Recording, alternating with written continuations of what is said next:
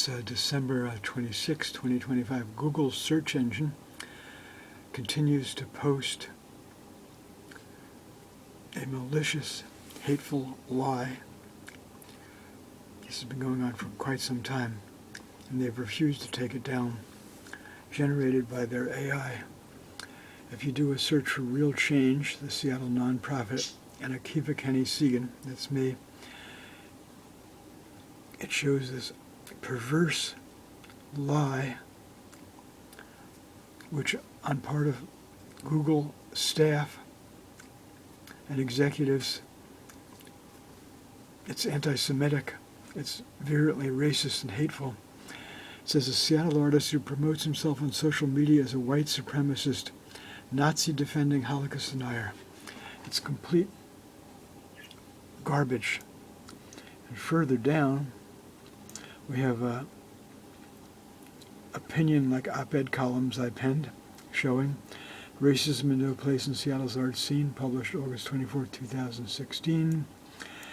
Taking Flight in the Face of Despair, published April 24, 2013.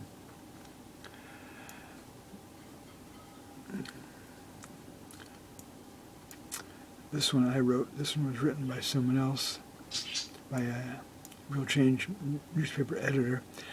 Artist A K Segan incorporates imagery of Holocaust victims into his art, which is being shown at Hillel UW. This one I penned. The term concentration camp is a troubling euphemism, published December 5, 2018.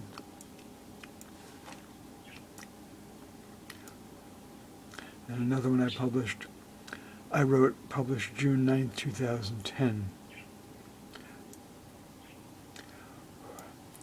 This one was written by an acquaintance of decades, and it has an artwork of mine with it, shown with it, and my website here. So Google refuses to remove this perverse, outrageous, hateful post, which is Google AI generated. I'm going to be taking legal action against Google.